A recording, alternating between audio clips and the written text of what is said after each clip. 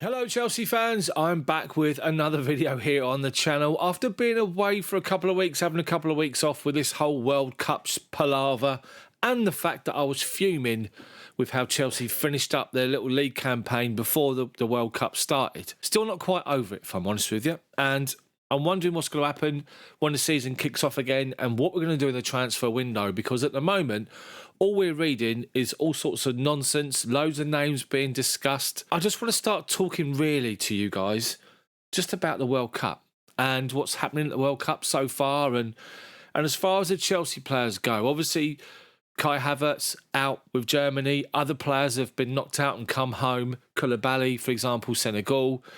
I'm sure there's others we can talk about, but I want to focus on England now. Mason Mount, Raheem Sterling and Conor Gallagher. Now, I was livid the other day when we played Senegal because I thought it was an opportunity to give Conor Gallagher a 10-minute run out in the World Cup, give him that bit of experience at his age.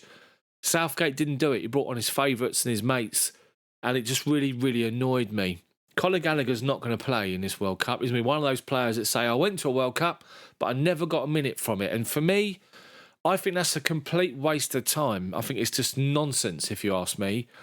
Anyway, let's move on to the Mason Mount situation. And you have to say, based on the way England played the other day with believe it or not, and I am going to say it, Jordan Henderson playing well. I can't stand the man, but he played well, and you have to sort of tip your hat to him.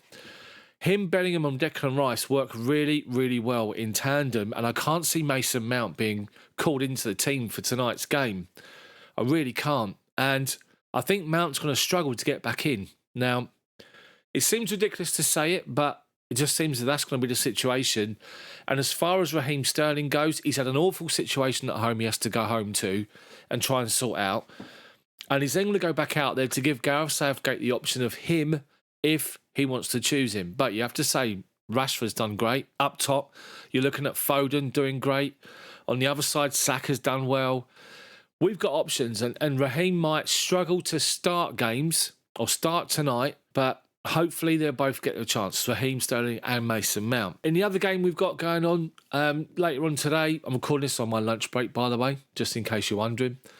We've got Brazil against Croatia, Thiago Silva against Mateo Kovacic. Anyone's guess, Brazil hot favourites. But we all know what Croatia can do. They can knock you out. It's what they can do. Especially being England fans, we know that. So good luck to both of those. And what about our friend, Mr. Hakim Ziyech? Ziyech has come from nowhere to step up with Morocco and get his swagger back, get his confidence back. And it's so good to see. Now, I did a video on my channel a long time back, a month or so ago, saying that we need to revert back to a 4-3-3 formation because it suits the players naturally, and to include Christian Pulisic and Hakim Ziyech out wide, up top with Aubameyang or Sterling and somebody else. But I was calling for Hakim Ziyech to start in that position, the position he's been playing for Morocco, and what a difference in the man. He's been absolutely outstanding for them. You know, the guy's been brilliant, and I just really, really hope these links to AC Milan, with Milan wanting to try and take him on loan first for the remainder of the season to then make it a permanent deal, isn't going to happen, and Chelsea keep hold of him.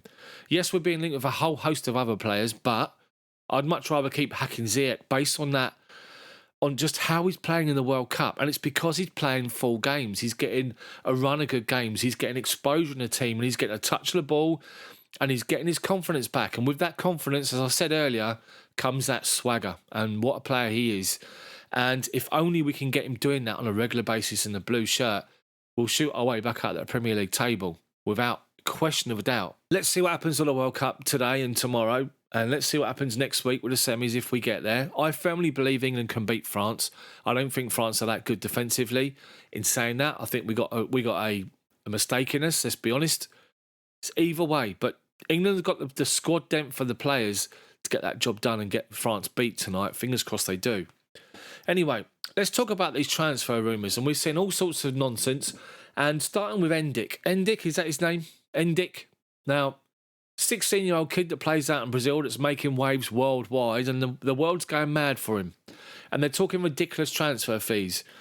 It seems as though Real Madrid have got a march on everybody. They've contacted him and his parents and all sorts, and they've got themselves like a £70-odd million deal done that can't be done until 2024 because of his age. You know, this guy was linked with Chelsea as well. and they're saying, oh, Chelsea have lost out. Look, I know Todd Boehly and everyone's going after young talent for the future, which is a great move. Let's also look at our academy as well, though. Eh? Let's just make sure we keep doing that. But, I mean, to spend that amount of money on a 16-year-old, or is he going to come in at 18? Is he going to go straight into the first team? Some people might say yes, some people might say no. Let Real Madrid do what they need to do. Real Madrid, being bankrolled by the Bank of Spain or Madrid, whatever it's called, we never want to be able to compete with them. So let them do what they want to go and do. One player that we hope to sign is Josko Vardiol, and we are in for him, and we have been for a while. The centre-back, the Croatian centre-back, interesting to see how he gets on today against Brazil. But there's talk that they're trying to get a new deal done for him at his current club, but Chelsea are after him. RB Leipzig, of course, and we've already done a deal with Nkunku. We already know that's all done, dusted for the summer. Gvardiol is next, and Chelsea's excellent relationship with RB Leipzig continues, and we hope it should be around a 70, 75, maybe £1 million deal, hopefully in place for Gvardiol, because let's face it, Thiago Silva can't keep going on. Koulibaly needs to find his feet again at Chelsea. We've already seen that Chalobah's got himself a new deal and has been playing fantastically well, but Gvardiol is the man in the summer to come in and hopefully just make that position his own for a good few years. If he can sort of get some sort of relationship going, I guess we have to wait and see. But he is one that we've had an eye on for a good long while now.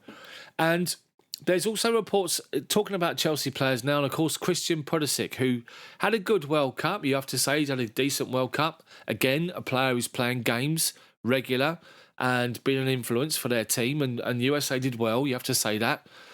They obviously got as far as playing the Dutch, and the Dutch found them out, and we all know what happened there, and we're going to hopefully see the Dutch beat the Argentina tonight. Anyway, as for Pulisic himself, he's still being touted with a move away from Chelsea this summer. Now, is as early as January. I can't get my teeth in and get my words out, but January.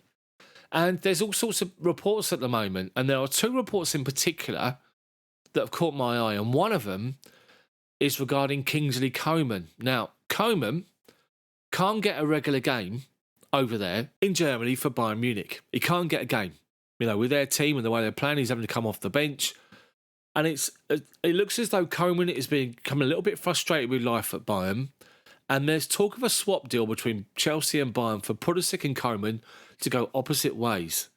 Now, Coman is someone that excites me big time. Pulisic does when he's on form. Coman, great player, excellent player. The French attacker already would have a good relationship with Nkunku, who's hopefully, pretty much done and coming in the summer. And that's something that could really be exciting for us. And that's one of the stories. The other one is just come out of the blue, out sort of left field, as they say. It's Jadon Sancho and the Christian Pulisic swap. Man U and Chelsea doing a deal to swap players. Would you take Sancho over Pulisic? Now, based on possible experience, I'm not so sure. But Sancho's not pulled up any trees at Man United, is he, really? Considering that we were in for him and he chose Man United over us, supposedly. What do you feel about that? Would you take Sancho or would you take Coman in a swap deal with Pulisic? Or would you want to keep older Pulisic the way he's been playing in the World Cup? Because we all know what he can do when he's fully fit and he's playing regular football. He's outstanding, a real talent, Pulisic, without any question. So what would you do about that? Would you take those deals or would you stick with what you got? I guess it's up to you guys to let me know. But I just want to talk about some other news as well. It's great to see that Todd Boehly wants to proceed and go ahead with the Stamford Bridge redevelopment, and they've just completely binned all plans to move away. Outstanding. They're going to revisit it next year in a view of upping the stadium to 60,000. They're going to have to go through that whole process again. And I wonder if they're going to get a separate company to come in and do the design for the ground or keep the original plan that was. I'm not sure they want to keep the original one. They probably want to bring their own people in. Let's see what happens. So we're seeing, as far as Chelsea players go and the squad goes, that Reece James has got back and he's beginning to train with the players out there in their hot weather training, which is great to see. We've got 5 players that are still coming back from injury but working hard to get back. The likes of Ben Chilwell, Kepa, we're talking N'Golo Kante, Wesley Fofana, and of course Ruben Loftus-Cheek. So good to see them working towards it. And it's just all we're just on hold, aren't we, really? We're waiting for this World Cup to be done and dusted. Of course, if England win it, it'd be amazing. It'd be the best World Cup ever. If we don't, it's just a World Cup that took place in November, December, and disrupts everything. It's just weird. So I just want to do this little video, me having a chat with you with no fancy graphics or anything at the moment. I'm working on that. I'm working on a new program and how to up my videos, and hopefully you enjoy it. So what you think about anything I've spoken about. Also let me know in the comments section what you think of the video. And great to see you all here. Thanks for sticking around and waiting for us. And hopefully I'll be back with more videos. So take care of yourselves. Enjoy the games the next couple of days. It's hopefully England can get through. And I'll see you at some point next week. Thank you very much, guys. Thanks for watching. Like, subscribe, and comment. See you next time.